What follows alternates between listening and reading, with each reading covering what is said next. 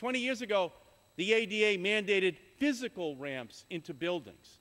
Today, individuals with disabilities need online ramps to the internet so that they can get to the web from wherever they happen to be.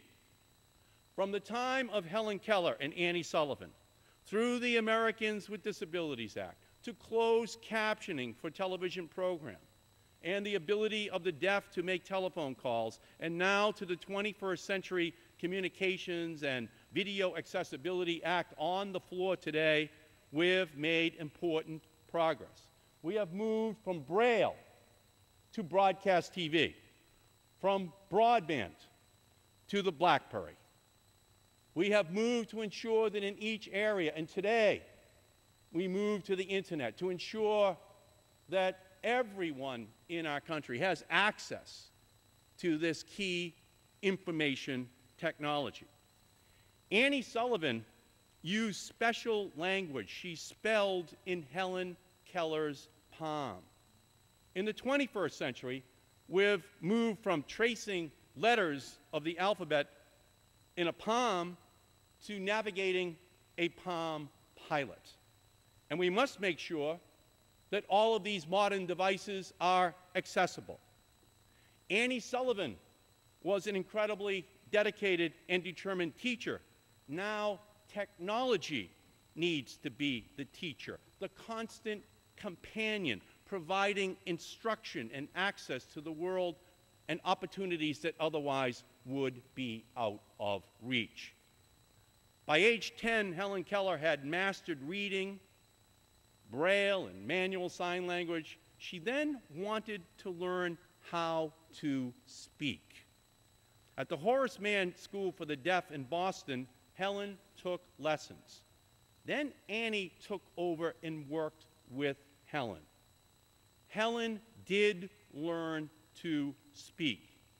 And Helen Keller is still speaking to us today about how all of us should make the most of our abilities and participate in society to the fullest.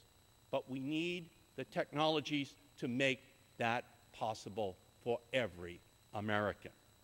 The bill we are considering today significantly increases accessibility for Americans with disabilities to the indispensable telecommunications and video technology tools of the 21st century by making web access easier through improved user interfaces for smartphones, enabling Americans who are blind to enjoy TV fully through audible descriptions of the on-screen action, making cable TV program guides and selection menus accessible to people with vision loss, providing Americans who are deaf the ability to watch new TV programs online with the captions included, mandating that remote controls have a button or a similar mechanism to easily access the closed captioning on broadcast and pay TV, requiring that telecom equipment used to make calls over the internet is compatible with hearing aids. For low-income Americans who are deaf and blind, providing a share of the total of $10 million per year of funding to purchase internet access and telecom services so these individuals can more fully participate in society. Today's miracle worker, today's technology, today's ability to be able to provide with the technologies that people need today is one that, as we move forward, we have to make sure has the accessibility for all Americans. And that technology is the iPad.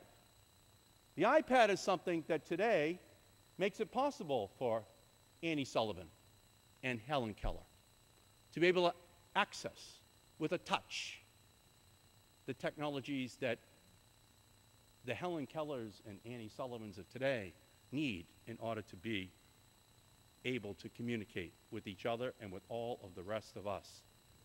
So it's not just like touching the palm like it was in Annie and Helen's day. but it's about touching the pad, touching these devices, having them speak to them, having the ability to be able to speak back in a way that has a conversation with all of the rest of us in society. This morning I did a teleconference with a group of phenomenal students from the Perkins School for the Blind and the Carroll Center for the Blind. These young people were born before President Bush signed the ADA into law. They were born before the BF era, before Facebook. That's how long ago all of this is. These two schools are led by two extraordinary visionaries who serve with amazing passion and commitment, Steve Rothstein at Perkins and Mike Fester at Carroll. Opportunity, independence, equal access for all, that's what this legislation is all about.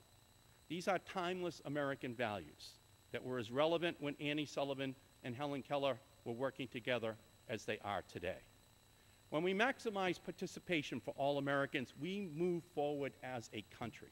When we expand the circle of inclusion, we evolve as a people. And when we increase accessibility for Americans with disabilities, we get closer to fulfilling the ideals of our nation's founders that all men and women are endowed by their Creator with certain inalienable rights, that among these are life, liberty, and the pursuit of happiness. This legislation, which we are considering today, is intended to increase access for all Americans with disabilities to the technological tools needed to succeed in today's interconnected world. Again, I want to thank the entire disabled community, the deaf and the blind community, that have advocated for years for this incredible revolution that is happening here on the floor of the House of Representatives today. We are in your debt for being the advocates, for being the witnesses to history, so that we make this change today.